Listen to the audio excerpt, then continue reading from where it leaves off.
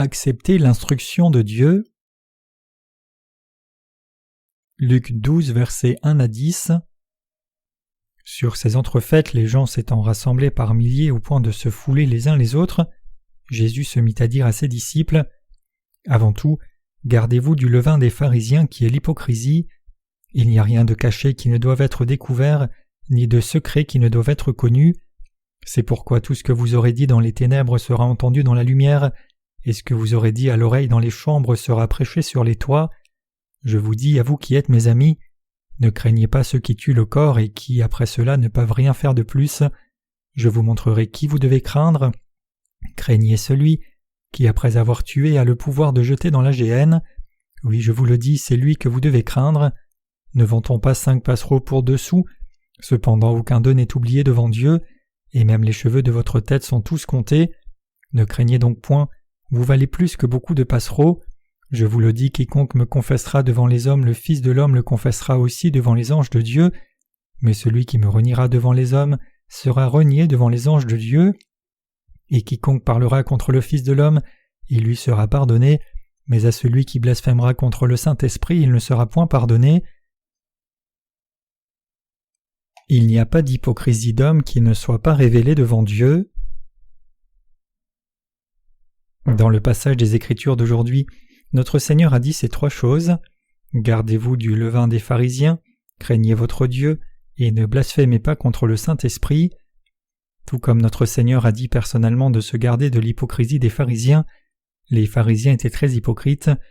Il n'y a probablement personne d'aussi hypocrite dans ce monde que les pharisiens ne l'étaient. Si nous lisons juste l'avertissement du Seigneur, qui nous avertit particulièrement de nous garder de l'hypocrisie des pharisiens, nous pouvons savoir combien ils étaient hypocrites. Ils étaient très pieux, vertueux et propres dans l'apparence extérieure. Donc le Seigneur nous a dit de nous garder de ces apparences extérieures. Peu importe combien leur apparence était modeste, peu importe combien ils avaient l'air pieux, et peu importe combien ils prétendaient servir Dieu, toute leur hypocrisie était révélée devant Dieu. Mes chers croyants, nous devons garder à l'esprit la parole du Seigneur disant de se garder du levain des pharisiens. Les chrétiens d'aujourd'hui doivent vraiment se garder du levain des hypocrites. Quelqu'un peut-il cacher ce qu'il a devant le Seigneur ? Une personne peut-elle cacher son cœur, les péchés en elle, ou quoi que ce soit qui lui appartienne devant Dieu ? Les gens ne peuvent rien cacher. Malgré cela, les pharisiens essayaient toujours de se cacher eux-mêmes devant Dieu. Mes chers croyants, je ne sais pas si vous avez déjà vu les pharisiens dans des films, mais si vous regardez les vêtements qu'ils portent, l'ourlet de leurs vêtements est très grand. Ils couvraient leur visage avec ces ourlets si un lépreux approchait quand ils marchaient. Ils ne le regardaient même pas, disant « impur, impur ». Les pharisiens vivaient si pieusement qu'ils ne regardaient rien d'impur du tout. Ainsi ils avaient l'air pieux de façon indescriptible aussi longtemps qu'il s'agissait de leur apparence extérieure. Mais notre Seigneur dit de se garder de leur levain. Le Seigneur dit de s'en garder parce qu'ils étaient hypocrites. Au temps où Jésus était sur la terre, beaucoup de gens étaient trompés grandement par les pharisiens. Les pharisiens étaient effectivement vraiment hypocrites. L'apparence des pharisiens, que ce soit ceux du passé ou d'aujourd'hui, est très raffinée. Ils ne jurent jamais. Ils marchent même d'une façon sainte. Vous savez probablement si vous avez mené une vie religieuse, mais je ne peux décrire combien de gens sont vides à l'intérieur et embellissent leur apparence extérieure. Les gens qui mènent des vies religieuses font plus que n'importe qui d'autre dans le monde. Leur comportement est si pieux qu'aucun de nous qui avons été sauvés ne peut même les imiter. Je ne peux expliquer combien ils prient vertueusement après s'être mis à genoux et avoir joint les mains aussitôt qu'ils entrent dans la chapelle. Il y a des moments où nous venons dans l'église, nous affalons sur une chaise et prions disant « Dieu le Père veuille m'aider ». Nous prions souvent si brièvement qu'une autre personne ne pourrait pas remarquer si nous avons prié ou pas. Vous et moi ne pouvons être comparés aux pharisiens à aucun égard, sur notre apparence extérieure ou sur le formalisme. J'ai cru en Jésus depuis plus de 30 ans, même si j'ai mené ma vie religieuse pendant les 10 premières années, sans savoir comment naître de nouveau. C'était pareil il y a longtemps, mais s'il y avait une seule caractéristique des gens qui ne sont pas nés de nouveau, c'est qu'ils sont très hypocrites. Ils sont très hypocrites. Pourquoi en est-il ainsi ? Leur apparence extérieure est si douce et intelligente que personne d'autre ne peut même approcher, mais si vous regardez à leur intérieur, ils n'ouvrent jamais la porte de leur cœur. Seule leur apparence extérieure est douce. C'est totalement impossible de dire ce qui est dans leur cœur, tout comme dire ce qu'il y a au Kremlin en URSS. Leur apparence extérieure est comme un mur d'acier, construite si solidement que je ne peux l'expliquer, c'est si robuste qu'on ne peut même le décrire avec des mots. Mes chers croyants, les hommes et les femmes célibataires parlent de choses comme s'ils savaient tout, mais les choses ne sont pas ce dont elles ont l'air. Vous pouvez vous demander pourquoi des couples se battent quand vous les voyez faire, mais vous seriez pareil si vous étiez marié aussi. Vous vous demandez maintenant comment c'est possible qu'une femme dise quelque chose de mal de son mari. Essayez de vous marier, vous serez pareil. La femme dit naturellement de mauvaises choses comme cela si son mari l'embête de trop après leur mariage. Vous, jeunes gens, ne pensez pas que vous serez comme cela, n'est-ce pas? Tout le monde sera pareil. Mais les gens hypocrites sont démonstratifs comme s'ils ne disaient jamais rien de mal des gens face à eux. Devant eux, ils disent « D'accord, tu as raison, je te comprends », mais ils se retournent et jurent disant « Toi, fils de prostituée », puis ils vont devant Dieu et disent « Dieu, j'ai insulté quelqu'un, je n'ai pas pu contrôler mon cœur, pardonne-moi ». Donc qui sait ce qui est en eux? Les gens qui sont très hypocrites comme cela se ferment aux autres si fortement qu'un mur d'acier que vous ne pouvez rien savoir de leurs vraies intentions si vous les rencontrez et parlez avec eux.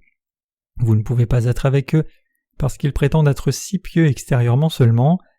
Si vous rencontrez maintenant des gens qui vivent une vie de foi sans être nés de nouveau, vous ne pouvez pas avoir de vraie communion avec eux parce qu'ils déguisent si bien leur cœur. Si vous essayez de parler un peu de la justice de Dieu avec eux, vous sentez qu'ils mènent une vie très sainte et que vous, par contre, menez une vie indigne de rien du tout.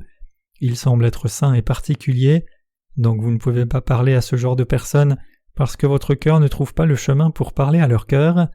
Les gens peuvent partager la communion ensemble quand ils reconnaissent leurs insuffisances. Si quelqu'un essaie de couvrir ses insuffisances et de s'embellir lui-même en prétendant observer toute la loi de Dieu, il n'y a vraiment pas de gratitude pour la justice de Dieu dans cette personne. Donc, nous ne pouvons avoir de vraies connexions avec ce genre de personnes. C'est la version moderne des pharisiens, et le christianisme d'aujourd'hui est plein de ce genre de pharisiens quand nous regardons spirituellement. Ils pensent qu'ils mènent une bonne vie religieuse, même s'ils ne sont pas nés de nouveau, ne croient pas dans l'évangile de l'eau et de l'esprit, et ont du péché dans leur cœur. Ce genre de personnes se couvrent complètement de leur hypocrisie. Donc quand quelqu'un leur parle de quelque chose, ils soulignent leur opinion fermement comme s'ils connaissaient tout. S'ils entendent un mot, ils disent 10 mots sur le sujet, donc on ne peut plus parler avec eux. Si vous dites une chose, ils disent 2 choses. Si vous dites 5 choses, ils en disent 10. Donc vous ne pouvez pas avoir une conversation avec eux. Ce genre de personnes se trompent elles-mêmes. Jésus a dit de se garder du levain des pharisiens. Le levain dont il est question ici désigne leurs enseignements qui sont mondains, hypocrites et bas. Les pharisiens prétendaient croire en Dieu correctement. S'il y avait quelqu'un au monde qui croyait le plus en Dieu, cette personne devait être un pharisien. Jésus les a aussi reconnus quand il a dit « Si votre justice ne surpasse celle des scribes et des pharisiens, vous n'entrerez point dans le royaume des cieux. » La justice des pharisiens était réellement très grande. Ils menaient de très bonnes vies, parlaient seulement des bonnes choses à dire et vivaient bien et proprement. Ils vivaient si bien que notre Seigneur a dit que nous devrions être plus justes que la justice des pharisiens pour entrer dans le royaume des cieux. Les pharisiens étaient des gens qui croyaient en Dieu, si bien qu'ils semblaient même être en mesure d'entrer dans le royaume des cieux par eux-mêmes, s'ils essayaient juste un peu plus. Évidemment, nous ne pouvons pas non plus les suivre par nos œuvres, mais quelle est la chose importante? Ces pharisiens n'ont pas pu entrer dans le royaume des cieux parce qu'il leur manquait une seule chose. Les pharisiens étaient si arrogants au point de défier Jésus. Luc 7, versets 36 à 50 décrit le récit d'une femme qui a apporté un flacon d'albâtre d'huile parfumée. Elle est venue dans le salon d'un pharisien où se trouvait Jésus et s'est mise à ses pieds derrière lui en pleurant. Elle a commencé à laver ses pieds avec ses larmes et les a essuyés avec ses cheveux, et elle a embrassé ses pieds et les a oints d'huile parfumée. Que s'est dit le pharisien qui l'avait invité à lui-même quand il a vu cela? Il est resté calme alors que la femme pécheresse est venue et a lavé et touché ses pieds. Le pharisien se disait à lui-même « Cet homme, s'il était prophète, saurait quel genre de femme est celle qui le touche, puisqu'elle est pécheresse. » Ainsi ces pharisiens ont pensé qu'ils étaient des gens qui vivaient de façon plus juste que Jésus. Ils sont très audacieux, n'est-ce pas? Donc il me manque les mots. Ces pharisiens avaient leurs propres préceptes dont ils avaient hérité. Ils ont vécu selon leurs propres préceptes. Ils attachaient davantage d'importance aux préceptes d'hommes qu'ils avaient hérités traditionnellement qu'à la parole de Dieu. Ils croyaient davantage aux paroles et aux pensées d'hommes enseignées par leurs anciens ou ancêtres qu'aux leçons de la parole de Dieu. Il y a un phénomène similaire aujourd'hui. les chrétiens de nos jours se confient davantage aux références à des passages de la Bible qu'en la parole de Dieu elle-même. Ils mettent plus de crédit dans les notes inscrites en bas de chaque page de la Bible. Ils croient à 100% aux notes et les soulignent davantage qu'ils ne croient réellement la parole de la Bible. Ils ne se soucient pas de ce que la parole de la Bible dit. Ce qui est plus important pour eux, c'est ce qui est inscrit dans les notes. Beaucoup de gens aujourd'hui croient réellement de la sorte. Ces pharisiens feignaient entièrement d'être saints, donc Jésus a dit « Gardez-vous de leur levain, gardez-vous de leurs préceptes, gardez-vous réellement de leur enseignement, vous mourrez aussi si vous les acceptez, gardez-vous de leur hypocrisie. » Le Dieu Tout-Puissant voit tout à leur sujet, même s'ils se sont cachés eux-mêmes. Donc la Bible dit « Il n'y a rien de caché qui ne doive être découvert, ni de secret qui ne doivent être connus. C'est pourquoi tout ce que vous aurez dit dans les ténèbres sera entendu dans la lumière, et ce que vous aurez dit à l'oreille dans les chambres sera prêché sur les toits. » Luc 12, versets 2 à 3. C'est vrai, notre Seigneur sait tout de nous. Il connaît les douces paroles des hommes dont les lèvres sont douces comme s'ils avaient mis de l'huile dessus. Il connaît les pensées et les désirs de leur cœur. Il sait quels péchés ont été commis en secret. Il sait ce en quoi ils croient, et il connaît chaque action qu'ils font dans leur vie, comme s'il les regardait avec un microscope. Quand nous regardons un poisson rouge dans son bocal, nous voyons tout sans obstacle, n'est-ce pas? Nous pouvons tout savoir sur ce poisson rouge. Comment il bouge les nageoires, comment l'eau bouge quand il bouge les nageoires, ce qui se passe quand il va entre les herbes dans son aquarium, comment il boit de l'eau, comment sont ses yeux, quelle couleur il a, comment il bouge dans ses nageoires du côté bouge. Dieu est pareil, il connaît non seulement les pharisiens, mais il connaît chacun de nous. Y a-t-il quelque chose de caché qui ne sera pas révélé devant Dieu? Il n'y a rien qui ne soit pas trouvé, même si c'était caché. Il y a évidemment des péchés dans le cœur des pharisiens. Ces hypocrites semblent bien croire à l'extérieur, mais qu'y a-t-il à l'intérieur? Il y a des péchés, donc il n'y a rien de caché qui ne soit pas révélé devant Dieu. Qu'est-ce que l'homme peut cacher devant Dieu? Peut-on cacher ses péchés? Les gens ne parlent jamais de leurs péchés honteux, même s'ils parlent de tout le reste sous le soleil. Instinctivement, cacher les péchés comme cela est aussi un péché. Mentir aux autres et tromper sa propre conscience se révèle à la fin devant Dieu. Notre Seigneur sait tout. Si nous lisons Luc 12, verset 4, notre Seigneur a dit « Je vous dis à vous qui êtes mes amis, ne craignez pas ceux qui tuent le corps et qui après cela ne peuvent rien faire de plus. » Qu'est-ce que cela signifie? Cela signifie que tout ce que les gens peuvent faire aux autres, c'est juste tuer leur corps. Il n'y a rien d'autre à faire après cela. Que peut-on faire à quelqu'un qui est déjà mort? Envoyer une personne en enfer est quelque chose que l'homme ne peut pas faire. Cependant, en Luc 12, verset 5, notre Seigneur dit « Je vous montrerai qui vous devez craindre. Craignez celui qui, après avoir tué, a le pouvoir de jeter dans la géhenne. Oui, je vous le dis, c'est lui que vous devez craindre. » Le Seigneur dit que nous devons craindre Dieu qui jugera nos âmes. C'est vrai, les gens doivent craindre Dieu. Dieu existe clairement même si nous ne pouvons pas le voir de nos yeux. Il pousse les âmes des gens qui n'ont pas reçu la rémission des péchés et ceux qui n'obéissent pas à sa parole dans le feu éternel de l'enfer. C'est la raison pour laquelle nous devons craindre Dieu. Nous devons savoir qu'il y aura son jugement terrible pour les pécheurs. Nous devons aussi savoir que Dieu a fait l'enfer et envoie les gens là et que nous sommes des gens qui ne pouvons éviter d'aller en enfer s'il nous y envoie, et nous devons le craindre. C'est la seule raison pour laquelle nous devons le craindre. Mais il y a des gens qui ne craignent pas Dieu. Les gens qui ne le craignent pas iront absolument en enfer à leur mort, même s'ils sont aussi courageux qu'un lion durant leur vie. Vous devez y réfléchir attentivement. La plupart des gens osent ne pas craindre Dieu, même en sachant qu'ils iront en enfer parce qu'ils ont du péché. Donc tout le monde doit craindre Dieu. Les gens qui n'ont pas reçu la rémission des péchés ne peuvent que craindre Dieu. Donc un trait commun des gens qui n'ont pas reçu la rémission des péchés est qu'ils essayent de cacher leurs péchés. Mais si ce sont des gens qui craignent vraiment Dieu, ils doivent recevoir la rémission de leurs péchés en croyant dans l'évangile de l'eau et de l'esprit. Il y a des gens autour de nous qui essayent dur de recevoir la purification de leurs péchés. Ils doivent correctement recevoir la rémission des péchés de la part de Dieu. Les gens doivent essayer dur toute leur vie de recevoir la rémission des péchés. S'il y a une chose sur laquelle les gens devraient vraiment exercer leur force jusqu'à ce qu'ils partent auprès du Seigneur, c'est de recevoir la rémission des péchés. Les gens qui ne veulent pas recevoir la rémission des péchés et essayent seulement de jouir du monde jour après jour sont des insensés. Qui sont les insensés? Sinon les gens qui ne savent même pas qu'ils vont en enfer, ou n'essayent pas de résoudre ce problème même s'ils savent qu'ils vont en enfer.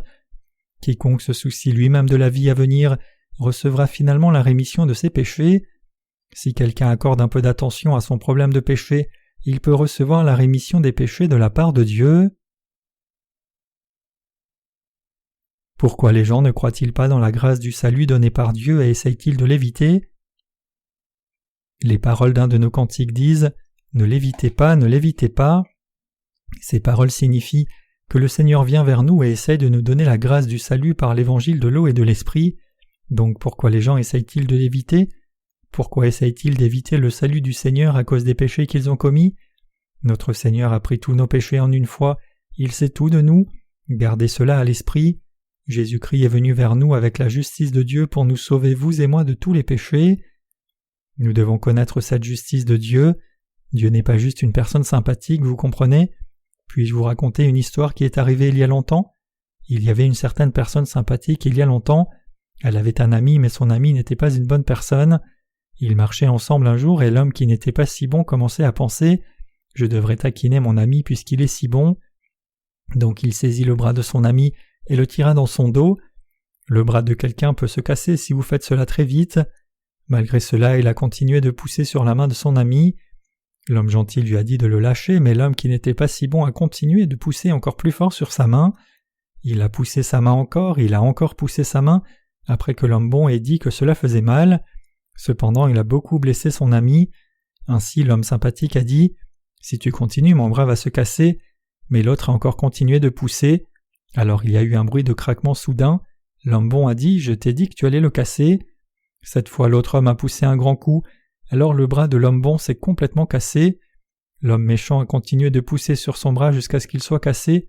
Savez-vous ce qu'a dit l'homme bon après cela? Il a dit « Regarde, tu l'as cassé ». Y a-t-il quelqu'un qui puisse réagir comme cet homme bon? S'il y a une telle personne, c'est vraiment quelqu'un de sympa. Dieu n'est pas juste un homme sympa. Dieu nous parle clairement à vous et moi. Il nous dit de recevoir la rémission des péchés en croyant dans l'évangile de l'eau et de l'esprit pendant que nous vivons sur la terre. Il nous exhorte à recevoir la rémission des péchés. Notre Seigneur nous attend pendant 1 an, 10 ans et même 100 ans. Dieu est si miséricordieux. Mais que nous dit-il d'autre? Il dit « Je t'enverrai en enfer si tu ne reçois pas la rémission de même le plus petit de tes péchés. Tu as encore des occasions sur la terre. Reçois la rémission des péchés. Écoute-moi un peu. Accorde-moi juste un peu de temps. Reçois la rémission des péchés et connais-moi un peu. Écoute ce que je te dis. » Dieu nous exhorte ainsi, vous et moi, à recevoir la rémission des péchés. C'est vrai, Dieu nous exhorte quotidiennement par l'évangile de l'eau et de l'esprit. Il nous exhorte et puis si cela ne fonctionne pas, il nous donne une difficulté pour que nous le cherchions. Dieu fait vraiment des choses variées pour nous sauver. Il enlève parfois même des gens pour qu'ils ne perdent pas leur salut. Il enlève aussi d'autres gens en les tuant quand ils s'opposent à lui et à son Église à la fin. Que fait Dieu s'il les enlève? Comme je viens de le dire, Dieu n'est pas juste comme une bonne personne. Quand il est furieux, il dit aux anges « Je vais devoir jeter cet homme dans le feu éternel de l'enfer. Je dois le jeter dans le feu qui ne cesse jamais, allez le chercher. » Alors l'ange de la mort va chercher l'âme de la personne. Le corps d'une personne se raidit à la mort. Je ne peux expliquer combien c'est difficile de déplacer un corps comme cela. Si vous le manipulez rudement, les parties du corps peuvent se détacher. Quoi qu'il en soit, l'ange de Dieu amène l'âme devant Dieu disant « Dieu, je l'ai amené. » Alors Dieu dit « Petit voyou, je t'ai dit de recevoir la rémission de tes péchés, mais tu ne l'as pas fait, n'est-ce pas? Il n'y a qu'un endroit où je peux t'envoyer. Ange, ouvrez la porte de ce lieu chaud et envoyez-le là. » Le Seigneur Jésus-Christ a dit à ses disciples de craindre Dieu, parce que notre Dieu ramènera ses corps raides à la vie et les jettera avec les âmes dans le feu qui ne s'éteint jamais au dernier jour. C'est la vérité. Il y a sans aucun doute un jugement de Dieu qui attend chaque pécheur, comme la Bible dit. Il appartient aux hommes de mourir une fois, après quoi vient le jugement. Hébreux 9, verset 27. Même si notre Dieu a beaucoup d'amour, il y a une limite. Dieu qui a créé ce monde a toute autorité.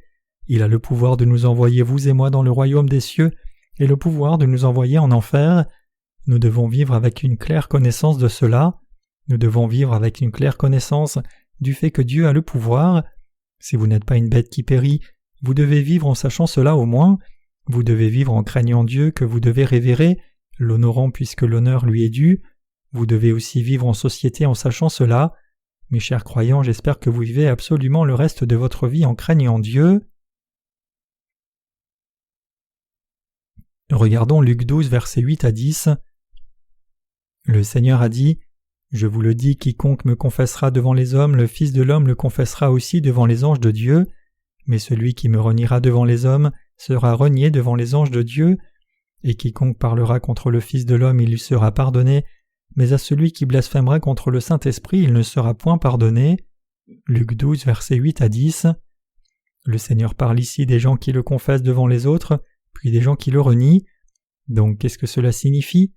Si quelqu'un reconnaît devant les autres ce que Jésus a fait, Dieu dit personnellement que cette personne est de son peuple et que c'est une personne qui est sauvée. Quand il se tiendra devant le trône de jugement de Dieu, Dieu dira à ses anges « Cette personne fait partie de mon peuple ». Mais qu'arrivera-t-il à une personne qui n'a pas confessé clairement aux autres que Jésus l'a sauvé? Qu'arrive-t-il à ceux qui le renient? Si une personne renie ce que Jésus-Christ a fait pour elle en disant « Jésus n'a pas pu enlever tous mes péchés, il a enlevé les péchés originels mais n'a pas pu enlever mes péchés personnels », le Seigneur la condamnera comme il a dit « Je le renierai aussi devant mes anges ». Il dit « Allez le chercher ». L'ange de la mort vient toujours et enlève ceux pour qui c'est prévu. L'ange l'amène devant Dieu disant « J'ai amené un tel ici, Dieu ». Alors Dieu le regarde et lui parle « Me connais-tu » La personne pourrait dire « Ô Seigneur, bien sûr, j'ai cru en toi quand j'étais sur la terre, je suis si heureux de te voir en personne. » Dieu demandera « Me connais-tu réellement » La personne pourrait dire « Oui, j'ai cru en toi pendant 30 ans, comment ne pas te connaître? J'ai invoqué le Seigneur pendant 30 ans, ne m'as-tu pas entendu » Alors Dieu dira « Donc tu me connais ou pas ?» Cette personne répondra « Oui, je te connais entièrement. » Alors Dieu dira « Mais je ne te connais pas. » Alors la personne dira « De quoi parles-tu? J'ai invoqué ton nom, j'ai vécu pour toi pendant 30 ans, pourquoi ne me connais-tu pas ?» Dieu dira « Qu'ai-je fait pour toi? Ai-je éliminé tous tes péchés ou n'ai-je pas pu ?» Cette personne dira « Tu les as tous éliminés. » Dieu dira « Alors comment ces péchés sont-ils partis ?» Cette personne dira « Tu as enlevé mon péché originel quand tu es mort à la croix, et tu as pardonné mes péchés personnels chaque jour quand j'ai fait des prières de repentance. » Alors Dieu dira « Est-ce ainsi que j'ai éliminé tes péchés? Donc as-tu dit aux autres que j'avais enlevé tous tes péchés ou que je n'ai pas pu les enlever? N'as-tu pas dit que je les avais enlevés mais que tu avais du péché si tu en commettais? Donc cela ne veut-il pas dire que je n'ai pas pu enlever tous tes péchés? » Cette personne dira « Oh non, pas du tout. J'ai mené une vie pure en croyant en toi selon la doctrine de la sanctification, et maintenant je suis là devant toi, de quoi parles-tu » Alors Dieu dira « Je ne te connais pas. Ange, ouvrez cette porte, conduisez cette personne en enfer parce que je ne la connais pas. » Mes chers croyants, qu'est-ce que cela signifie? Cela signifie que les gens qui renient notre Seigneur devant les autres seront aussi reniés par lui. Même si les cieux et la terre passeront, aucun iota ni trait de la parole donnée ici par notre Seigneur ne passera jamais jusqu'à ce qu'elle soit accomplie. Croyez-vous cela? Dieu accomplira absolument tout, donc les gens qui reçoivent la rémission des péchés vivent sans peur face à leurs ennemis. C'est parce que nous les justes savons que les gens qui rejettent l'amour de Dieu et combattent contre lui seront traités comme Dieu l'a promis, même si nous ne faisons rien. Donc nous pouvons vivre heureux dans ce monde n'ayant rien à voir avec eux. Ce qui est lié sur cette terre sera lié dans le ciel. Une personne qui renie Dieu sur cette terre sera reniée dans le ciel. Le Seigneur a dit « Et quiconque parlera contre le Fils de l'homme, il lui sera pardonné, mais à celui qui blasphémera contre le Saint-Esprit, il ne sera pas pardonné. » Luc 12, verset 10. Savez-vous ce que cela signifie? Les gens qui blasphèment contre le Saint-Esprit ne peuvent pas être pardonnés, et le péché de blasphème contre le Saint-Esprit est un péché qui fera clairement qu'une personne soit jetée en enfer. Je crois en toutes les choses que Dieu a faites. Je crois au fait que Jésus est le Fils de Dieu. Je crois au fait qu'il est la personne qui a tout créé dans ce monde. Je crois qu'il est notre Dieu. Je crois qu'il est le Fils de Dieu et le Créateur qui nous a fait. Je crois que Dieu est venu sur la terre, a pris tous nos péchés et les a tous éliminés. Croyez-vous aussi cela? La parole qui dit que Jésus a été conçu par le Saint-Esprit signifie que Dieu est devenu homme. Les gens qui croient seulement en Jésus comme le Fils de l'homme ont l'occasion de recevoir la rémission des péchés, tout comme il est dit ici. Et quiconque parlera contre le Fils de l'homme, il lui sera pardonné. Luc 12, verset 10. Ils ont l'occasion de recevoir la rémission de leurs péchés quand ils connaissent l'évangile de l'eau et de l'esprit, parce qu'ils ne le connaissaient pas auparavant. Mais certaines personnes savent clairement que Jésus est clairement le Fils de Dieu, il est Dieu, il a éliminé tous nos péchés. Qu'arrive-t-il à ces gens qui blasphèment contre le Saint-Esprit même s'ils savent clairement cela? Qu'est-ce que le blasphème? Disons qu'un chien puisse parler et vienne vers moi et dise « Papa, papa ». Que pourrais-je lui dire?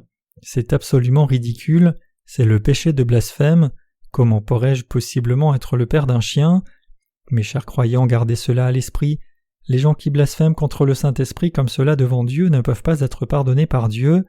Je ne deviens pas émotionnel maintenant, donc réfléchissez profondément et écoutez attentivement. Les gens qui blasphèment contre le Saint-Esprit ne peuvent pas être pardonnés par Dieu. Donc quel genre de péché est le péché de blasphème contre le Saint-Esprit ? Ce péché est commis par ceux qui connaissent l'évangile de l'eau et de l'esprit. Certaines personnes, même si elles ont entendu l'évangile de l'eau et de l'esprit, s'opposent à Dieu et à sa parole en disant « Dieu n'a pas pu éliminer tous mes péchés. Seigneur, je crois en toi, je crois que tu es le Fils de Dieu, mais tu n'as pas pu éliminer tous mes péchés. Donc Seigneur, veuille pardonner mes péchés personnels quand je fais des prières quotidiennes de repentance. Tel est le péché de blasphème contre le Saint-Esprit. » La question de savoir si quelqu'un a renié ou confessé le Seigneur est la question de savoir si quelqu'un a confessé ou renié le Seigneur comme notre vrai Sauveur. Une personne ne peut pas être pardonnée par Dieu si elle blasphème contre le Saint-Esprit devant les autres. Même s'il y a un seul verset dans la Bible dont nous ne pouvons pas saisir clairement la signification, nous devons absolument savoir ce que cela signifie avant de continuer notre lecture de la Bible. Nous devons le savoir avant d'aller plus loin, alors nous pouvons trouver des réponses correctes dans la Bible. Pensez-vous qu'il soit bon de juste lire beaucoup la Bible ou de parcourir toute la Bible en une seule semaine ?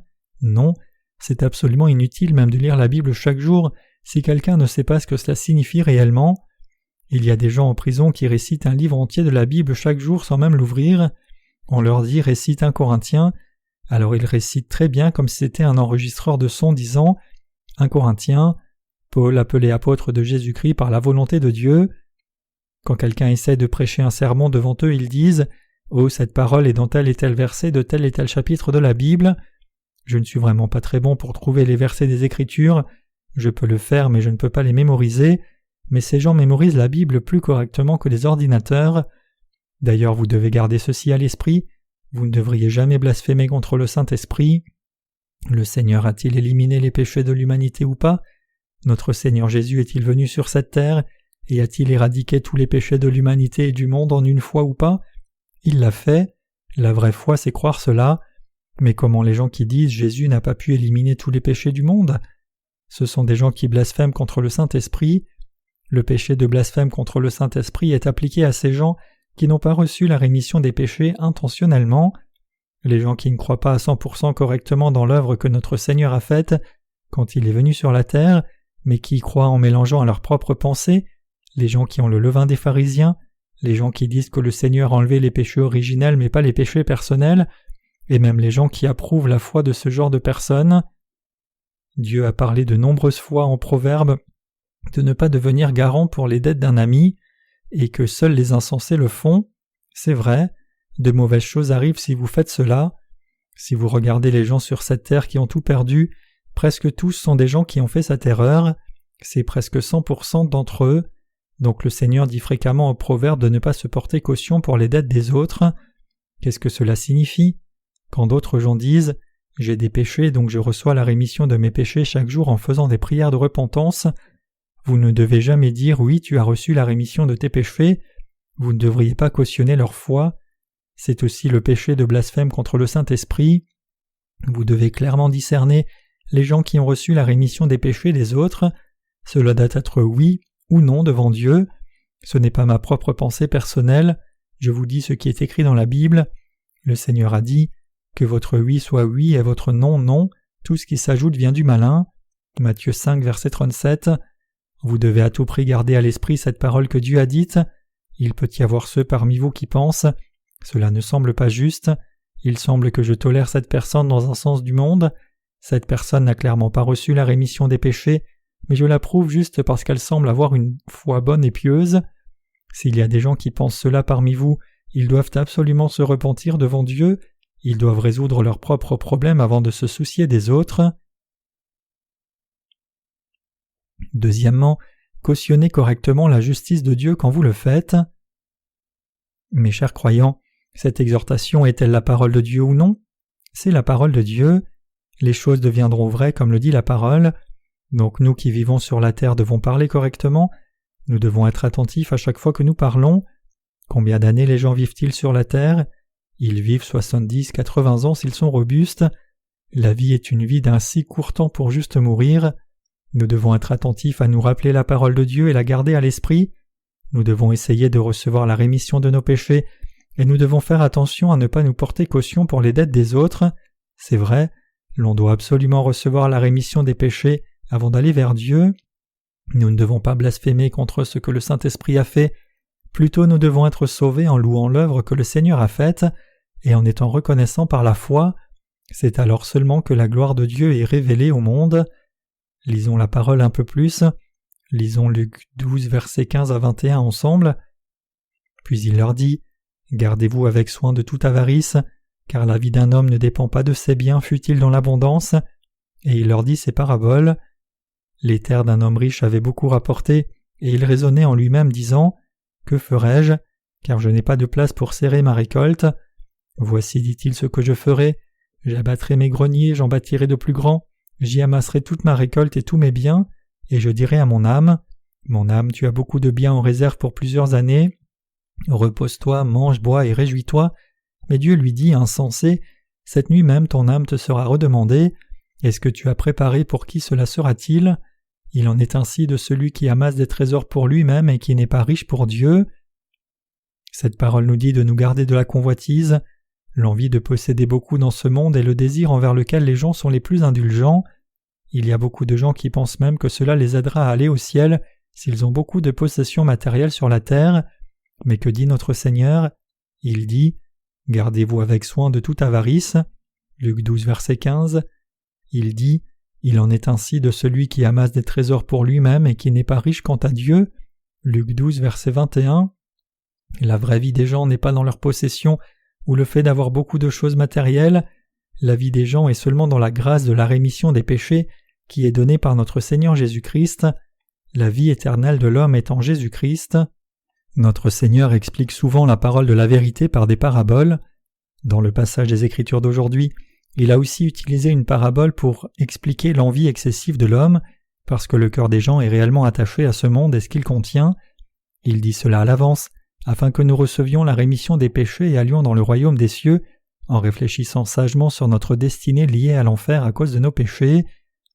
Et il leur dit une parabole disant « Les terres d'un homme riche avaient beaucoup rapporté, et il raisonnait en lui-même disant « Que ferai-je car je n'ai pas de place pour serrer ma récolte? Voici, dit-il, ce que je ferai. J'abattrai mes greniers, j'en bâtirai de plus grands, et j'y amasserai toute ma récolte et tous mes biens. » Luc 12, versets 16 à 18. Il y avait un homme riche là. Cet homme riche avait beaucoup de champs et beaucoup de choses matérielles. La moisson qui venait de ces champs en un an était un montant énorme. C'était vraiment abondant.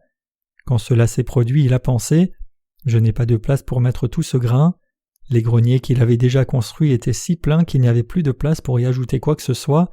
Donc il pensa « Je ferai ceci, j'abattrai mes greniers, j'en bâtirai de plus grands, et j'y assemblerai tous mes produits et mes biens. » Il a aussi pensé « Mon âme, tu as beaucoup de biens assemblés pour beaucoup d'années. Repose-toi, mange, bois, fais bonne chère. » La plupart des gens pensent comme cela. Les gens sont prompts à s'appuyer sur les choses matérielles parce qu'ils ne sont pas spirituels à l'origine, mais sont inclinés vers le physique. Mais les gens qui dépendent de leurs possessions matérielles sont vraiment insensés. La prospérité matérielle vous est donnée aujourd'hui, mais elle peut être reprise le lendemain matin. Notre Seigneur a souligné cela avec précision, et qu'a-t-il dit? Il a dit, tu dirais, mon âme, ne t'inquiète pas de l'avenir, sois à l'aise, mange, bois, fais bonne chère. De quoi avoir peur maintenant que j'ai tous ces biens? Mon âme, tu as des biens accumulés pour beaucoup d'années, mais que ferez-vous si Dieu prenait votre âme le lendemain? Les gens parlent ainsi à leur âme, leur corps et leur cœur. Ils disent, as-tu peur? Non. Il n'y a rien de quoi s'inquiéter maintenant. Tous tes petits-fils et petites-filles pendant 10 générations vivront bien, non? Pour les 10 prochaines générations, tes descendants vivront bien même s'ils augmentent jusqu'à 500 personnes. Donc repose-toi, n'aie pas peur, sois à l'aise. Ne t'inquiète pas, mais sois tranquille, sois à l'aise. Mange, bois et fais bonne chère, sois tranquille. Ils se réconfortent eux-mêmes ainsi. Ils disent à leur âme, « Mon âme, tu as beaucoup de biens en réserve pour plusieurs années. Repose-toi, mange, bois et réjouis-toi. » Luc 12, verset 19. Mais lisons ce que notre Seigneur dit au sujet de ce genre de personnes. Il dit, « Cette nuit même ton âme te sera redemandée. Est-ce que tu as préparé pour qui cela sera-t-il » Luc 12, verset 20. Mes chers croyants, qui est le plus sage ici? Qui est le plus fort? L'homme a dit, « Âme, tu as des biens assemblés pour des années. Repose-toi, mange et bois et fais bonne chère. Mais cette nuit notre Seigneur a dit à ceux qui ont pensé de la sorte, cette nuit ton âme te sera redemandée, alors à qui ces choses que tu as amassées profiteront-elles? À qui appartient l'âme des gens? C'est à Dieu. Les choses matérielles sont seulement nécessaires sur cette terre, nous ne devons pas y être trop attachés. N'êtes-vous pas mal à l'aise parce que vous n'avez pas assez de choses matérielles? Vous aurez tout ce dont vous avez besoin pour manger et vivre si vous priez Dieu, lui demandez des choses et vous y exercez. Nous Coréens sommes en fait du côté de bien vivre. Nous devons devenir des gens qui connaissons la valeur essentielle des choses matérielles correctement quand nous avons assez de choses matérielles pour vivre, mais le problème, c'est qu'il n'y a pas beaucoup de gens comme cela. Les gens qui ont beaucoup ont l'air immatures et certaines personnes semblent si pitoyables parce qu'elles ont difficilement quelque chose. Il y a beaucoup de choses dans ce monde qui ne sont pas justes. Nous devons nous garder de la convoitise. Mes chers croyants, où pouvons-nous trouver notre vrai bonheur et la joie? Nous pouvons les trouver en Dieu. Croyez-vous cela? Notre joie et notre bonheur sont tous deux en Dieu. Savez-vous où les pauvres trouvent de la joie? C'est dans le plaisir d'économiser petit à petit ce qu'ils gagnent chaque jour. C'est vraiment plus que juste amusant. Donc quel genre de personnes ne peuvent pas être riches devant Dieu? Ce sont les gens qui ne s'intéressent pas à Dieu et ne savent pas grand-chose de ses affaires. Les gens qui ne connaissent pas grand-chose de la parole de vérité de Dieu et n'ont pas beaucoup de sa sagesse et de sa connaissance. Cette sorte de gens vivent des vies vaines et meurent justes. Beaucoup de gens dans l'histoire humaine sont devenus riches en assemblant beaucoup de possessions, mais ils sont morts dès qu'ils sont devenus riches. Il y a encore beaucoup de gens comme cela aujourd'hui. Notre Seigneur parle de ce genre de gens ici dans le passage des Écritures d'aujourd'hui. Tout le monde vit-il heureux juste en devenant riche par le travail et la souffrance? L'on doit s'intéresser à Dieu. C'est alors seulement que l'on peut être vraiment heureux et joyeux. Je suis extrêmement heureux. Je ne sais pas ce que vous pensez de moi, mais je suis extrêmement heureux. J'ai la vraie joie dans le Seigneur. Ma joie grandit chaque jour, elle est de plus en plus grande. La sœur qui vient de rendre témoignage de son salut a dit qu'elle se demandait si elle était sauvée pour rien au départ, mais elle a découvert que son cœur avait changé quand elle est retournée à l'école le semestre suivant. Elle a dit que son cœur avait un peu changé quand elle écoutait la parole de Dieu dans son église, mais elle n'avait d'abord pas remarqué ce changement. Vous avez probablement expérimenté la même chose, mais plus le temps passe après que vous ayez été sauvé et que vous fréquentiez une réunion après l'autre, votre joie grandit petit à petit.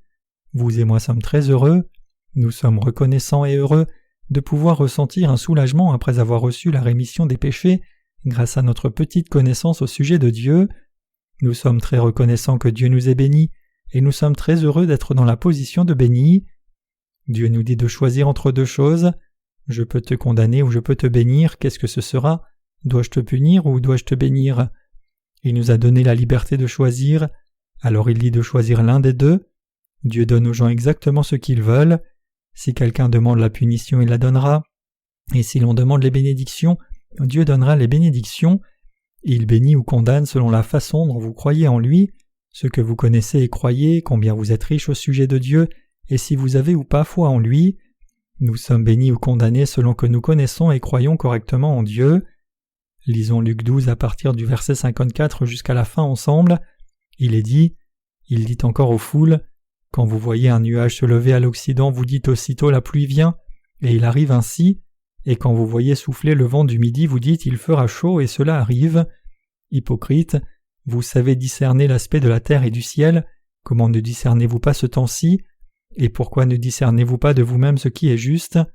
Lorsque tu vas avec ton adversaire devant le magistrat, tâche en chemin de te dégager de lui, de peur qu'il ne te traîne devant le juge, que le juge ne te livre à l'officier de justice, et que celui-ci ne te mette en prison. Je te le dis, tu ne sortiras pas de là que tu n'aies payé jusqu'à la dernière pite. » Luc 12, versets 54 à 59.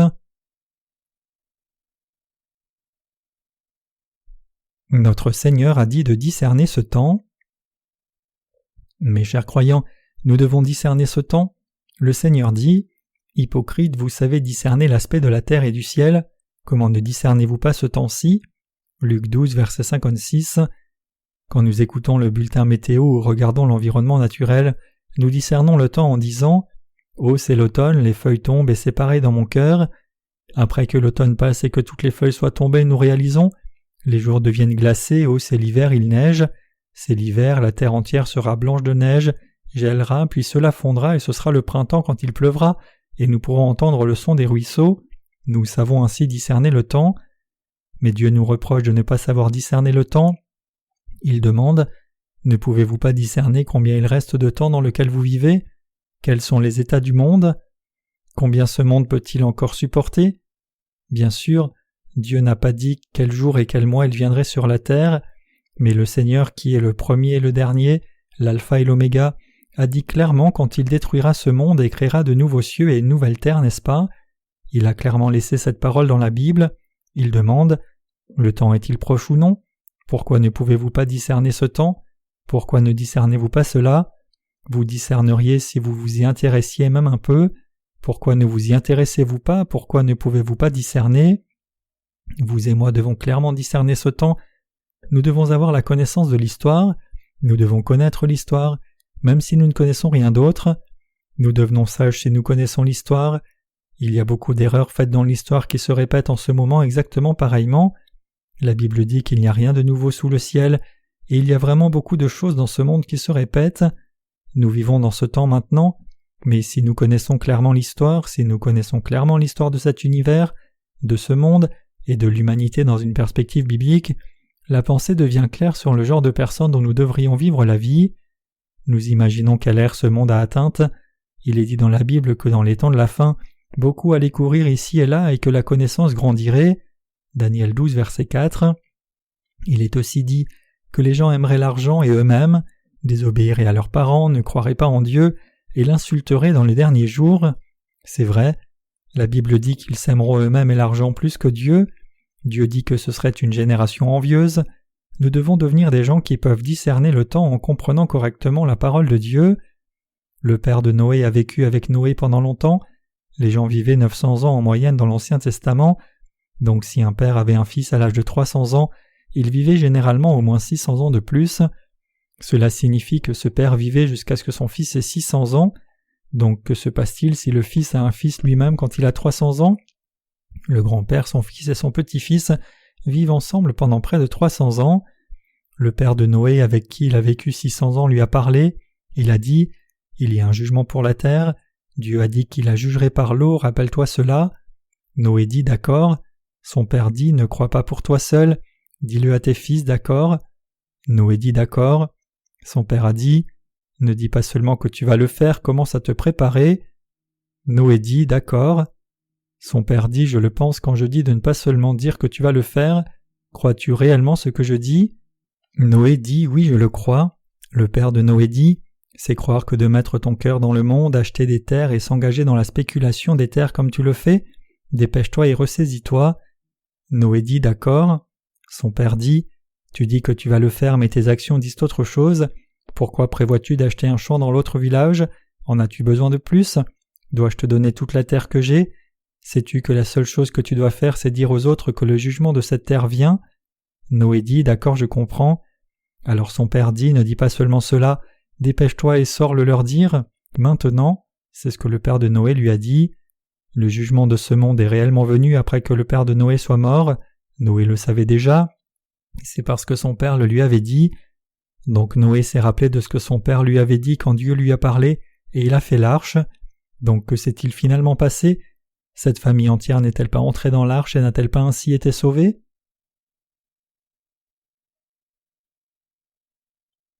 Ne vivons pas trop par la chair. Mes chers croyants, nous devons vivre en discernant ce temps.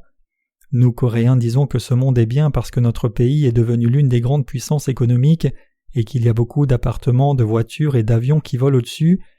Mais le fait est que ce n'est pas un bon monde. Notre pays est désigné comme la 12e plus grande économie mondiale, mais plus le monde se développe, plus il devient compliqué. C'est plus difficile pour l'homme d'y vivre et les gens ont le cœur plus endurci. Le temps devient tel que les gens aiment davantage l'argent et les gens ne peuvent plus vivre longtemps parce que l'environnement est ruiné. Vous et moi devons clairement discerner ce temps. Nous devons savoir que la fin approche. Savoir cela ne signifie pas que Jésus viendra un certain mois à une certaine heure, mais nous devons savoir qu'il viendra clairement à un moment donné. Nous devons vivre en discernant ce temps correctement jusqu'au jour où le Seigneur viendra. Donc ne vous inquiétez pas trop des autres choses. Diffusez bien cet évangile à vos enfants, diffusez correctement cet évangile à vos parents et membres de famille avant de le faire pour d'autres gens. Ne vous battez pas pour l'argent inutilement. Vivez en harmonie les uns avec les autres. Chéris, qu'y a-t-il de si mal à ne pas avoir beaucoup d'argent? Nous vivons et mangeons. Vivons satisfaits puisque cette somme d'argent par mois est suffisante. Vivons aussi en servant l'Église et l'Évangile. Je suis toujours là avec toi, de quoi s'inquiéter. Il nous suffit de vivre en nous massant les épaules mutuellement. Ce genre de gens sont-ils si pathétiques et insensés? Au contraire, les gens qui pensent que ce monde est éternel et qu'ils doivent absolument obtenir quelque chose dans ce monde pour être heureux sont idiots. Ils sont réellement idiots et pathétiques ceux qui pensent « Chérie, dépêche-toi de gagner de l'argent. J'ai dit dépêche-toi et gagne-en, es-tu folle ou quoi ?» Si ce monde était éternel, nous devrions vivre avec ténacité sur cette terre. Mais vous devez savoir que ce monde n'est pas éternel. Vous et moi devons vivre en tenant compte de la fin de ce monde. Nous devons vivre en discernant le temps. Lisons du verset 57 à la fin de ce chapitre de nouveau. « Et pourquoi ne discernez-vous pas de vous-même ce qui est juste? Lorsque tu vas avec ton adversaire devant le magistrat, tâche en chemin de te dégager de lui, de peur qu'il ne te traîne devant le juge, que le juge ne te livre à l'officier de justice, et que celui-ci ne te mette en prison. Je te le dis, tu ne sortiras pas de là que tu n'aies payé jusqu'à la dernière pite. » Luc 12, versets 57 à 58. Le Seigneur dit ici « Et pourquoi ne discernez-vous pas de vous-même de ce qui est juste ?» Luc 12, verset 57. Qu'est-ce que cela signifie? Cela signifie que vous devez juger pour vous-même. Vous devez connaître Dieu, savoir ce qui est vérité, et faire des jugements par vous-même sur les choses pour voir si elles sont bonnes ou non. Tous ceux qui vivent dans ce monde doivent juger de ce qui est bon par eux-mêmes. Ils ne doivent pas l'éviter. Les gens qui ne jugent pas par eux-mêmes, c'est-à-dire les gens qui sont indécis devant Dieu, sont prompts à tomber dans le péché de blasphème contre le Saint-Esprit s'ils font une moindre faute. Vous devez juger ce qui est bon par vous-même. Bien sûr, vous devez juger ce qui est bon par vous-même, mais vos enfants et parents aussi. C'est vrai, vous et moi devons faire des jugements corrects par nous-mêmes devant Dieu au sujet de ce temps, de notre salut, de la rémission des péchés et de notre bonheur. Bien sûr, nous avons besoin de beaucoup d'informations en référence pour juger des choses par nous-mêmes. Nous devons avoir les matériels de référence corrects pour faire les bons jugements. Nous devons faire des jugements par nous-mêmes tout comme le Seigneur a dit. Et pourquoi ne discernez-vous pas de vous-même ce qui est juste? Luc 12, verset 57. Vous et moi devons faire les bons jugements. Nous devons faire des jugements devant Dieu sur ce qui est bon et sur ce qui n'est pas bon, si nous croyons nous en Jésus-Christ, s'il a enlevé ou non nos péchés, et combien de nos péchés il a enlevés s'il les a enlevés. Certaines personnes disent « Le Seigneur a pris tous les péchés de l'humanité, donc je n'ai pas de péché ». Bien sûr, l'humanité a des faiblesses, mais les gens qui croient en Jésus-Christ ont reçu la rémission de tous leurs péchés, parce que notre Seigneur a enlevé tous les péchés du monde et la méchanceté reliée à toutes ces faiblesses. Donc ceux qui croient dans cette vérité sont devenus justes, ils vont dans le royaume des cieux. Ils sont insuffisants et commettent des péchés, mais ils vont dans le royaume des cieux. Mais que disent les autres? Ils disent non, le Seigneur a seulement enlevé le péché originel. Les gens reçoivent la rémission de leurs péchés personnels à chaque fois qu'ils font des prières de repentance. Donc les gens ne peuvent pas devenir justes jusqu'à ce qu'ils meurent, mais ils peuvent devenir totalement saints en étant sanctifiés par la grâce de Dieu au moment où ils meurent s'ils essayent durant leur vie. Nous devons juger entre ces deux choses et en choisir une. Nous devons juger de ce qui est correct. De quoi avons-nous besoin pour faire ce jugement? Nous avons besoin d'un standard de valeur correcte pour mesurer, n'est-ce pas? La Bible est souvent désignée comme le canon. Le mot grec « canon » signifie la mesure ou le standard. La Bible est la mesure du salut, du bonheur, du royaume des cieux et de l'enfer, et de la sagesse. C'est vrai, nous devons examiner si quelque chose est bon ou non, en utilisant la Bible comme mesure. Nous devons correctement confirmer chaque verset de la parole. Nous devons compiler ce qui est dit par les gens du monde et examiner si c'est la même chose que la parole de la Bible ou non. S'il y a quelqu'un qui dit la vérité correcte qui est dans la parole de la Bible, nous devons croire ce que dit la personne. Nous devons chacun décider si nous irons dans le royaume des cieux ou irons en enfer en faisant un jugement entre les deux. Mes chers croyants, comprenez-vous? Vous devez faire un jugement. Personne ne peut le faire pour vous. Personne ne peut choisir pour vous sur la question d'aller dans le royaume des cieux ou d'aller en enfer. Vous pouvez conduire un cheval vers l'eau, mais vous ne pouvez pas le faire boire. C'est selon le cheval. Les gens du monde sont pareils. Par exemple, si une personne a reçu une bouteille de boisson avec un bon gratuit dans la rue, la personne va lire le bon attentivement avant de boire. La décision de boire ou non est prise selon son propre jugement. La rémission des péchés est identique. Vais-je réellement croire l'évangile de l'eau et de l'esprit ou pas? Est-ce juste ou pas? Quelle église vais-je fréquenter et dois-je mener une vie de foi ou non après avoir reçu la rémission des péchés? Aurai-je réellement les bénédictions de Dieu ou pas? Nous devons chacun faire un jugement sur toutes ces choses en réfléchissant et en consultant la parole de la Bible. Le genre de personne qui fait cela est vraiment sage. Personne ne peut faire cela pour vous. Vous devez juger par vous-même. Avez-vous fait vos jugements? Y a-t-il quelqu'un parmi vous qui ne discerne pas encore s'il a reçu ou non la rémission des péchés? Faites-le. Réfléchissez-y un moment ce soir. Pensez-vous que ce soit difficile parce qu'il y a trop de gens? Alors allez dans une réserve comme celle en face ici et réfléchissez-y tout seul. Ne parlez pas seulement des choses avec vos amis, réfléchissez-y vous-même. Si vous ne pouvez pas juger de ce qui est bon en réfléchissant vous-même, allez vers ceux que vous respectez et qui croient en Dieu correctement et demandez conseil. J'espère que vous écouterez ce conseil et vivrez sagement en prenant les bonnes décisions selon votre foi. Les gens qui n'ont pas fait de jugement sont ceux qui ne sont pas encore sauvés. Peu importe combien les choses peuvent sembler plausibles, il y a clairement une bonne chose quand vous y réfléchissez. Les gens qui n'ont pas confirmé s'ils sont sauvés ou non disent qu'ils ne l'ont pas encore fait, mais la vérité c'est qu'ils ne sont pas sauvés. La vérité c'est qu'ils ne le peuvent pas. Quelle en est la raison? Ils ne sont pas sauvés parce qu'ils n'ont pas encore choisi ce qui est bon. Y a-t-il quelqu'un parmi vous qui n'ait pas encore pris une décision? Une telle personne doit choisir entre les deux. Les gens du monde aiment vraiment les gens indécis. Ce monde reconnaît les gens indécis et les appelle même sages. Mais nous devons clairement choisir entre oui et non devant Dieu. Il agit envers ces gens qui ne peuvent pas faire leur jugement en étant indécis, de la même façon que ceux qui disent non. Il les envoie tous en enfer. Est-ce vrai ou non? C'est correct. Donc chaque personne doit prendre des décisions devant Dieu. Elle doit faire un jugement en utilisant la mesure correcte du canon ou cette parole de la Bible comme standard. Les gens qui le font sont les plus sages et ceux qui ont bâti leur maison sur le roc. Lisons les versets 58 et 59 tous ensemble.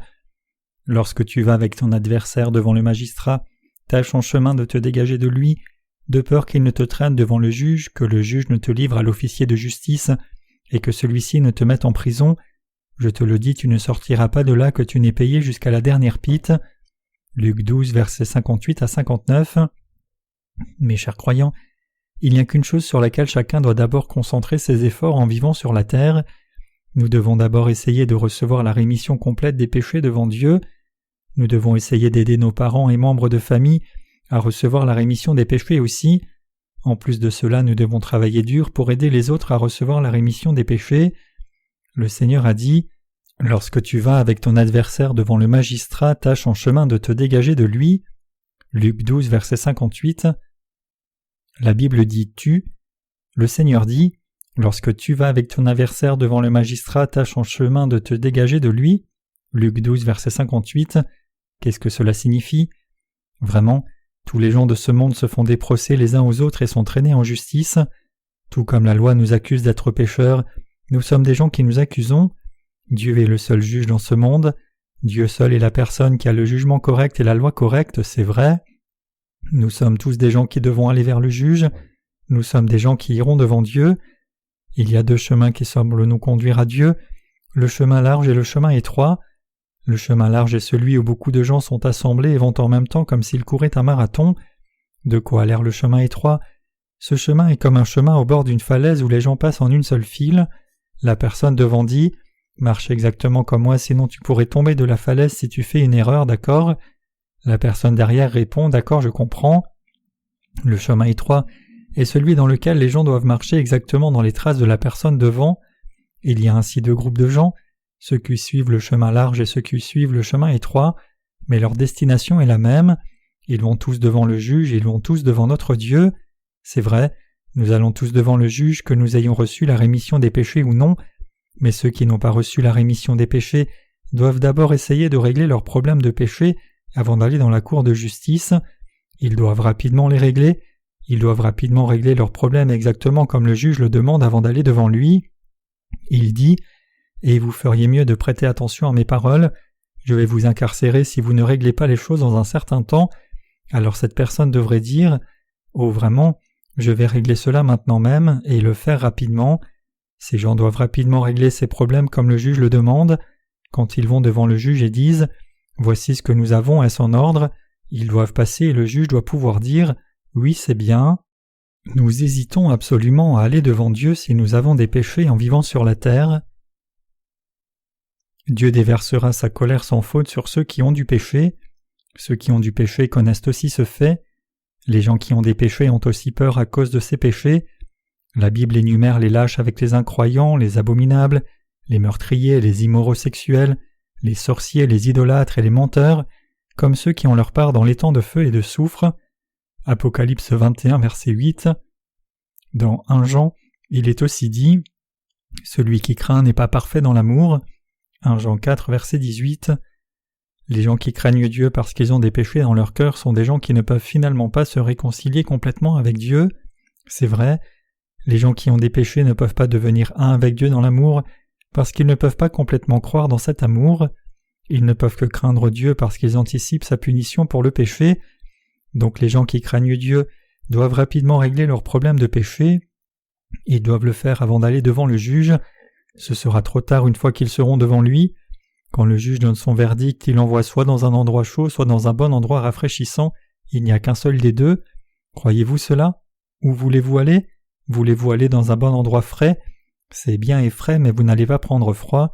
C'est bon et rafraîchissant, c'est un bon endroit où il fait bon vivre. Peut-être que Dieu améliorera la constitution physique de ceux qui iront dans le royaume des cieux. Il semble qu'il fasse une nouvelle constitution pour nous, à la différence de ce que nous avons maintenant pour que nous puissions vivre en bonne santé dans le royaume des cieux quand nous serons là-bas. Il n'est pas écrit dans la Bible qu'il y ait des salles de bain dans le royaume des cieux. Il est dit qu'une personne qui entre dans le feu de l'enfer ne se consume pas. Il semble que Dieu améliorera aussi la constitution physique de ceux qui l'envoient en enfer. Dieu fait vraiment grâce, n'est-ce pas? Mes chers croyants, essayons d'abord de régler nos problèmes. S'il y a quelqu'un qui a des sentiments blessés envers moi, pardonnez-moi. Cessez d'avoir de mauvais sentiments envers moi et soyons absolument réconciliés avec Dieu, même si nous ne pouvons l'être avec les autres gens. Cela suffit si nous faisons des jugements et sommes réconciliés avec Dieu nous-mêmes. Nous devons prendre la décision nous-mêmes. Que devons-nous essayer d'accomplir quand nous vivons dans ce monde? Nous devons essayer de recevoir la rémission des péchés devant Dieu avant tout. Avez-vous reçu la rémission des péchés? Si oui, c'est très heureux. Comment avez-vous reçu cette précieuse rémission des péchés? C'est un miracle. Nous qui avons vraiment reçu la rémission des péchés sommes tous des gens très précieux. Vous avez aussi reçu la rémission de vos péchés et avez connu combien c'est précieux avec le temps, n'est-ce pas? C'est quelque chose pour lequel nous devons vraiment être reconnaissants à Dieu. C'est quelque chose pour lequel lui donner davantage la gloire et la louange. C'est quelque chose pour l'élever davantage. Merci Dieu, merci de nous avoir sauvés ainsi. Nous sommes insuffisants, mais merci de nous avoir sauvés. Merci de nous avoir sauvés même si nous sommes faibles. Merci de nous sauver même si nous avons menti, merci beaucoup. Peu importe combien de fois nous disons merci, ces remerciements ne peuvent tout rembourser. Il y a une phrase d'un de nos cantiques qui dit « Oh, en 1000 langues je chanterai la louange de mon grand Rédempteur, la gloire de mon Dieu et Roi, le triomphe de sa grâce. » Cela signifie que nous ne pouvons pas louer toute la grâce de Dieu qui a répandu le salut sur nous même si nous avions 1000 bouches. La seconde phrase du cantique dit « Mon Maître miséricordieux et mon Dieu, aide-moi à proclamer. » Le Seigneur nous a vraiment sauvés par grâce. Dieu a fait de vous et moi ses enfants en nous donnant sa grâce. Il nous a revêtus de gloire en tant que ses enfants. C'est correct. Nous avons revêtu la gloire de Dieu sur cette terre. Nous sommes des rois, nous sommes les maîtres de ce monde. Prince, prince, prince, prince, je suis un prince dans le royaume des cieux. Princesse, princesse, princesse, princesse, je suis une princesse dans le royaume des cieux. C'est l'une des louanges de nos enfants.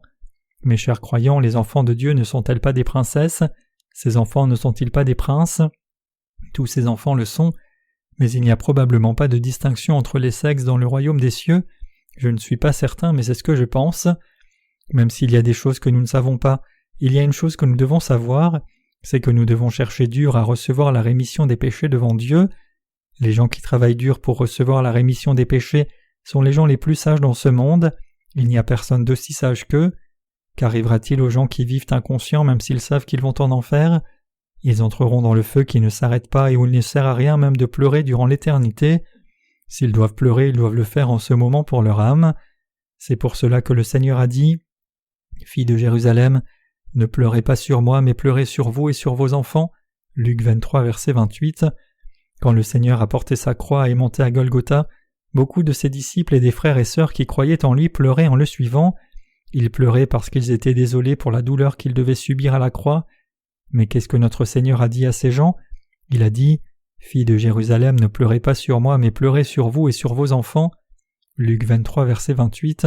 C'est vrai, comme le Seigneur l'a dit, nous devons pleurer sur nous-mêmes, nous devons essayer d'être sauvés nous-mêmes, nous devons essayer d'abord de recevoir la rémission de nos péchés. Vous devez le faire en vivant sur la terre, vous comprenez? Le Seigneur dit dans le passage des Écritures d'aujourd'hui « Lorsque tu vas avec ton adversaire devant le magistrat, tâche en chemin de te dégager de lui, de peur qu'il ne te traîne devant le juge, que le juge ne te livre à l'officier de justice, et que celui-ci ne te mette en prison. Je te le dis, tu ne sortiras pas de là que tu n'aies payé jusqu'à la dernière pite. » Luc 12, versets 58 à 59. Il dit « Je te le dis, tu ne sortiras pas de là que tu n'aies payé jusqu'à la dernière pite. » Luc 12, verset 59. Qu'est-ce que cela signifie? Cela signifie que le Seigneur a enlevé même le plus petit de nos péchés, afin de nous envoyer dans le royaume des cieux. Le Seigneur est notre vrai Sauveur. A-t-il laissé même le plus petit péché dans nos cœurs? Y a-t-il même le plus petit péché dans votre cœur parce que vous avez fait quelque chose de mal après avoir reçu la rémission des péchés? Non, absolument pas. Croyez-vous la parole du Seigneur? Croyez-vous la parole qui vous a sauvé? Alors vous n'avez même pas le moindre péché. Il y a des gens qui disent « Les gens commettent des péchés sans cesse, alors comment peuvent-ils ne pas en avoir ?» Mais vous et moi n'avons même pas le plus petit péché. Le Seigneur les a tous ôtés, donc pourquoi resterait-il quelque chose? C'est correct de ridiculiser et de moquer ceux qui disent les gens du monde. C'est parce que la vérité est éternelle, peu importe ce que quiconque en dit. Les gens qui louent et croient l'amour du Seigneur par lequel il a éliminé même les plus petits péchés sont les possesseurs de la foi correcte. Nous ne nous amusons pas quand les gens essayent de blâmer les justes à chaque occasion, mais nous ne pouvons que ridiculiser ces gens lorsque nous regardons leur visage souffrant à cause du poids du péché dans leur poitrine. Ils sont comme des chiens et des porcs qui périssent. Ils sont vraiment pathétiques. Le Seigneur a dit « Tu ne sortiras pas de là que tu n'aies payé jusqu'à la dernière pite. » Luc 12, verset 59. D'où a-t-il dit que ces gens ne pourraient pas partir? Vous ne pouvez sortir de l'enfer. Mes chers croyants, l'enfer existe-t-il réellement ou pas?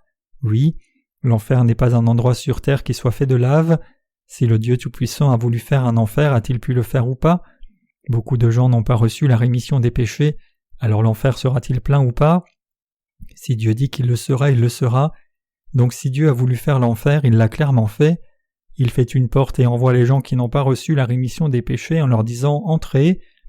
Personne ne sait réellement tout ce qui se passe après la mort sur la terre, mais Dieu ramène ces morts à la vie à la fin.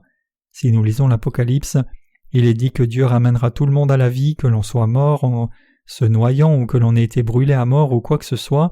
Il ramènera tout le monde à la vie pour se tenir devant son trône de jugement. Il les fera se tenir devant Jésus le juge, et Jésus les jugera personnellement. À ce moment-là, le livre de vie et le livre des œuvres seront ouverts devant Jésus. Il y a probablement beaucoup de livres des œuvres, mais le livre de vie est probablement petit. C'est parce que les justes qui ont reçu la rémission des péchés sont en petit nombre. Jésus dira « Quel est ton nom ?» La personne répondra « Mon nom est Jean un tel ». Jésus dira « Ange, vérifie si le nom de cette personne est dans le livre de vie. » Cet ange est un expert. Quand l'homme dira que son nom est Yang un tel, l'ange ira dans la partie qui commence par J et cherchera son nom. L'ange pourra dire « Son nom est là, Seigneur ». Même s'il y a beaucoup de gens qui ont le même nom, l'ange sait tout et le Seigneur aussi. Il dira « Ange, emmène cet homme dans l'éternité car il est ton maître ». Donc cet homme nommé Yang un tel ira dans le royaume des cieux. Alors la personne derrière lui s'avancera et il dira « Je suis Jeang un tel ». Le Seigneur dira « D'accord, ange, vérifie le nom de Jeang un tel ». Alors le visage de l'ange qui cherche le nom commencera soudainement à s'assombrir. Il dira « Son nom n'est pas là ». Alors le Seigneur dira « Alors ouvre ces livres épais là-bas, le livre des œuvres ». L'ange dira « Voici son nom ». Le Seigneur dira « Jeang un tel, as-tu cru en moi ou pas quand tu as vécu sur la terre ?» Cette personne dira « J'ai cru en toi, mais je ne sais pas pourquoi mon nom n'est pas dans le livre de vie. » Le Seigneur demandera « Bien, as-tu des péchés ou non ?» La personne dira « Oui, j'ai des péchés, j'ai fait ceci et cela. » Mes chers croyants, la Bible dit que tout le monde doit rendre compte véritablement quand il sera devant Dieu. S'il dit de commencer à confesser les péchés, tous les péchés commis dans ce monde sortiront automatiquement. Après avoir dit la vérité, Dieu dira « Ange vérifie son nom, vérifie s'il a menti ou pas. Tout est inscrit dans le livre des œuvres, tout est inscrit dans l'ordre, y compris tout ce qui est dans le cœur de quelqu'un et ce qui a disparu de sa mémoire.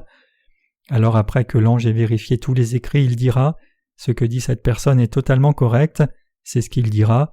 Alors la personne ira dans le lieu chaud, n'est-ce pas?